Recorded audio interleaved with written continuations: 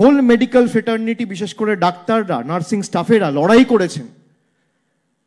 আমি সকলকে কুর্নিশ জানাই আজকের এই মঞ্চ থেকে।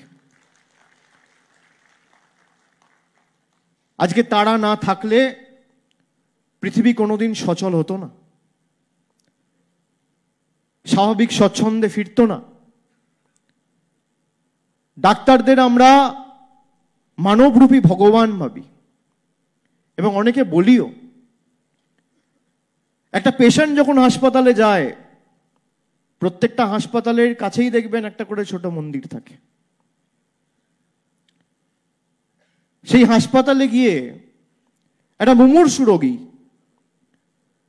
সত্যি হয়তো কোনো দুরারোগ্য ব্যাধিতে আক্রান্ত বা কোনো এমার্জেন্সি একটা অ্যাক্সিডেন্ট কেস,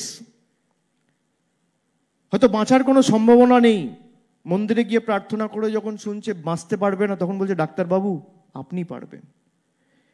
মানুষের এই আস্থা, ভালোবাসা ডাক্তারদের উপর। একটা মানুষ যখন জন্মায়, সমাজের বুকে, পৃথিবীতে ভূমিষ্ঠ হয়, তখন একটা ডাক্তারের হাতে একটা বাচ্চার জন্ম হয়, আর যখন মারা যায় তখনও একটা ডাক্তারের হাতে মারা যায়। From creche to coffin, from cradle to coffin, জন্ম থেকে মৃত্যু, এগুলো ধ্রুব সত্য। আমরা সেই কারণে ডাক্তারবাবুদের মানবরূপী ভগবান বলি। আমাদের সকলের কর্তব্য। আমি যদি আজকে চাই সেবাশ্রয় করব, একা কারোর পক্ষে কোনো কাজ করা সম্ভব নয়। আমি যদি একা চাইতাম 50,000 টেস্ট হবে, 100% ভ্যাকসিনেশন হবে, কারোর সাহায্য সহযোগিতা ছাড়া একা কোনোদিন কোনো কাজ করা সম্ভব নয়। আমি আমিত্বে বিশ্বাস করি না, আমি টিম ওয়ার্কে বিশ্বাস করি, আমি আমরার নীতিতে বিশ্বাস করি, এবং আমরা করে দেখিয়েছি, আগামী দিনেও করে দেখাবো। এবং এই সেবাশ্রয় মডেল শুধু বাংলা নয়, আমি চাই ভারতবর্ষে দৃষ্টান্ত স্থাপন করুক আপনাদের হাত ধরে। একটা দুর্ভাগ্যজনক ঘটনাকে কেন্দ্র করে যেভাবে বাংলাকে কালিমালিপ্ত করা হয়েছে, কলুষিত করা হয়েছে, আমাদের বাংলার ক্ষমতা কি, বাংলার শক্তি কি, বাংলার কৃষ্টি কি, সংস্কৃতি কি, ভারতবর্ষের কাছে তুলে ধরতে হবে।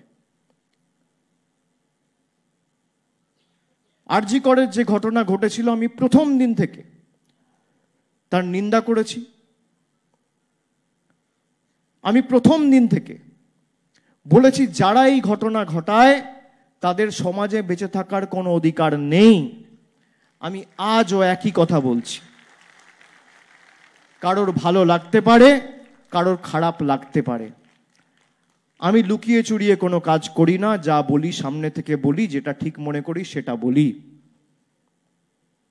এবং এর একমাত্র প্রতিকার, ওষুধ, সমাধান হচ্ছে আইন।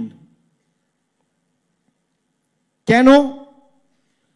তার কারণ আইন না হলে সারা ভারতবর্ষ, বাংলা তো ছেড়ে দিন, বাংলায় তো মানুষ প্রতিবাদ করছিল, প্রতিরোধ করছিল, রাস্তায় বিক্ষোভ, মিছিল, সমস্ত তো 2 মাস 3 মাস হয়েছে। আমি বাংলার কথা ধরছি না। যখন সারা দেশের মানুষ প্রতিবাদ করছে, প্রতি 10 মিনিটে আমাদের দেশে তখনও একটা করে ধর্ষণের মতো ঘটনা ঘটে চলেছে।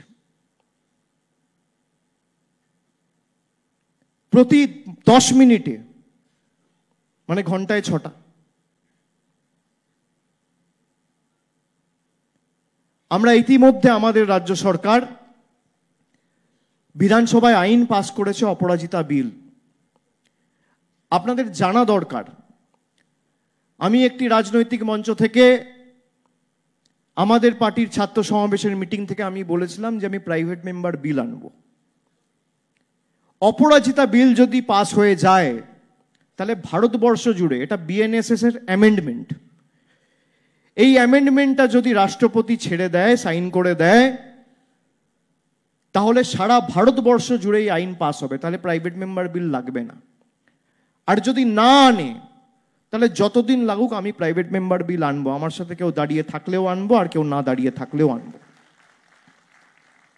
আমরা হাজার চেষ্টা করেছি, কোভিড যখন হয় কেউ বলছে স্যানিটাইজার দিয়ে হাত ধো, কেউ বলছে একটু হ্যান্ড স্যানিটাইজ করো, কেউ বলছে একটু হাত ধো, কেউ বলছে মাস্ক পরো, কেউ বলছে সামাজিক দূরত্ব বজায় রাখো, কিন্তু এই জিনিসগুলো করে আমরা কোভিড এড়াতে পারিনি। ভ্যাকসিন দিয়ে আমরা কোভিডকে হারিয়েছি, কোভিড শিল্ড দিয়ে আমরা কোভিডকে হারিয়েছি, কোভ্যাক্সিন দিয়ে আমরা কোভিডকে হারিয়েছি।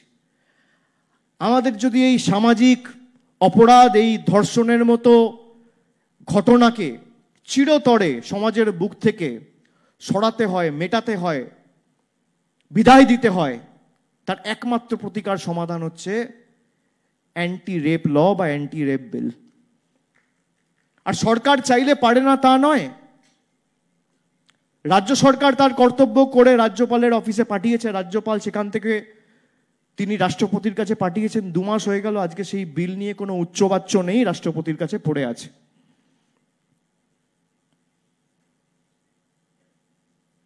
এই বিল পাস হয়ে গেলে, আর বিলটা এমন ভাবে করা হয়েছে যে 50 দিনে তার শাস্তি হবে, এবং শুধু তাই নয়, তার সাথে অ্যাসিড অ্যাটাকের ক্ষেত্রেও আমরা 3 বছরের শাস্তি এবং 3 থেকে 5 বছরের শাস্তির একটা প্রভিশন রেখে বিলটা পাস করা হয়েছে। অন্য কোনো রাজ্য সরকার বা কোনো রাজ্যের বিধানসভায় এটা হয়নি।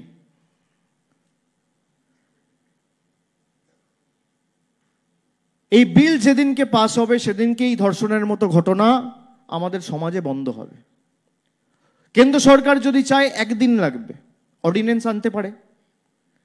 আপনারা সবাই দেখেছেন, G20 নাম করে দিল্লি সরকারের ক্ষমতা কুক্ষিগত করে রাখার জন্য অর্ডিন্যান্স করে দিল্লি নির্বাচিত সরকারের ক্ষমতা কেড়ে নিয়েছিল। সুপ্রিম কোর্টের অর্ডারের বিরুদ্ধে গিয়ে এনফোর্সমেন্ট ডাইরেক্টরের মেয়াদ বৃদ্ধি 3 বার সুপ্রিম কোর্টের অবমাননা করে অর্ডিন্যান্স জারি করেছিল। তাহলে আপনি অর্ডিন্যান্স জারি করে অ্যান্টি রেপ ল বা অ্যান্টি রেপ বিল আনছেন না কেন? কে বাধা দিচ্ছে?